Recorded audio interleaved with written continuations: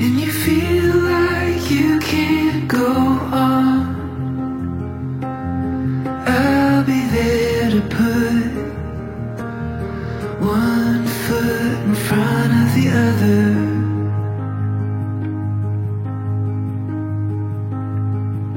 When you've lost your way, oh, the first time your heart breaks, I'll pick up the pieces and put them back together.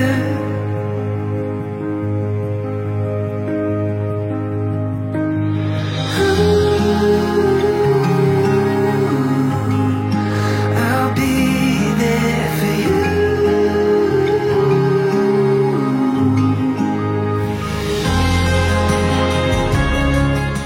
Welcome back to our discussion about the calling of the bride, about the Zadokite priesthood, the Qumran, and about Pharisaic and rabbinic authority and the Zadokite or Tzedokim and the priesthood that is discovered and understood from the writings of the Dead Sea Scrolls. Let's continue with another example that all deciding authority was not the Judean Sanhedrin. It was not. We might think it is. We might be told it is, but it's not. The deciding authority was in the hands of the priests of the house of Tzadok, Beit Tzadok. That's who had the authority based on Ezekiel 44:24, and a number of other places as well, not just that passage. All right, so what we're doing here is this is our third example, wherein the scriptures are going to interpret for us the meaning of Deuteronomy 17:8 through 11.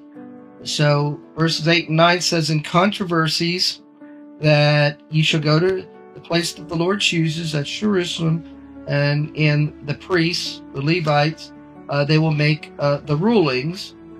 So Acts chapter 15, verse 23, the judge over the body of Messiah, those that believe in Yeshua as the Messiah in Jerusalem, is James. And so once James makes the ruling, then what they did in Acts chapter 15, verse 23, they wrote letters to spread to various places the ruling. And this was in accordance with Deuteronomy chapter 17, verse 10, which says that once the ruling is made, ye shall do according to the sentence which they pronounce unto you. So when the sentence was made, in order that everyone would do according to the sentence, they wrote letters and distributed to various places.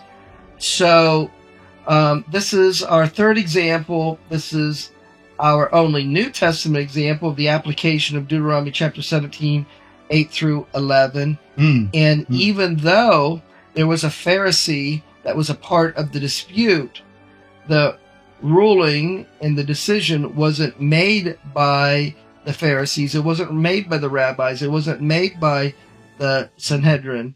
It wasn't made according to the doctrine of oral Torah. It was made by the authorities that have a connection and association with the Qumran. And so as a side point, as we're wrapping up Acts chapter 15, I find it interesting that we've just gone over that the ruling in Acts chapter 15 was according to the framework of Deuteronomy 17, 8 through 11, that the decision was done according to following the Torah protocol. Yet the church today says that the decision of Acts chapter 15 was that we were not supposed to follow the Torah, yet the decision was made according to Torah protocol. Kind of ironic. That is ironic. So we rephrase that for our minds as we're trying to process through that statement here.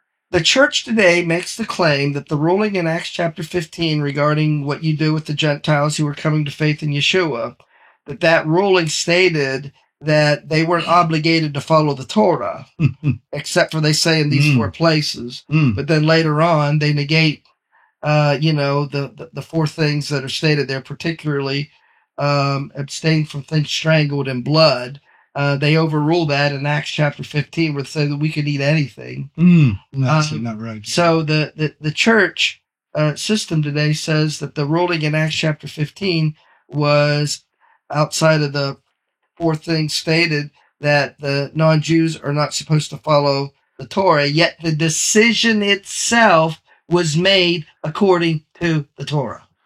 I've heard people say actually that Acts chapter 15 is a teaching of the 7 Noahide laws. I have heard that. Well, no, and actually those four stated things comes from what's called the heart of the Torah.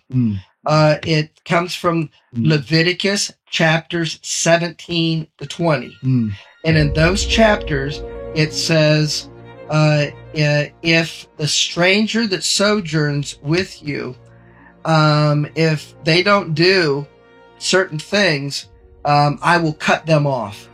So the things that the strangers that are sojourning with the native born that are supposed to do are the four items that is stated in Acts chapter 15, so that they wouldn't be cut off. And these four things show that they're not following after other gods, but they're following the ways of the God of Israel.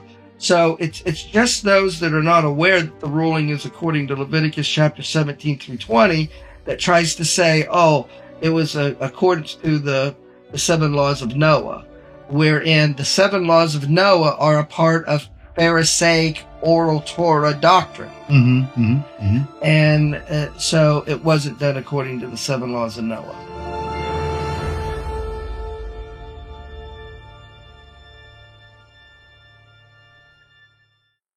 Before we go on to talk about Antiochus Epiphanes IV and the changes to the calendar, let's just do a brief summary of the 3 examples that we give concerning the fact that there is no decision-making in all of Israel based on a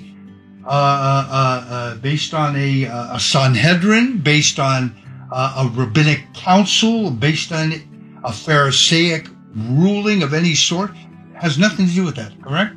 As stated in our scriptures. Okay. So the example number 1 was 2 Chronicles chapter 19 verse 8, where King Jehoshaphat, he set up priests, Levites, as being judges in those days, exactly what it says in Deuteronomy 17, 8, and 9. Our second example is Ezekiel chapter 44 verse 24, where there the Zadok priests were given the authority to rule in matters of controversy by the God of Israel himself. Now, the third example is in Acts chapter 15. There was a Torah dispute.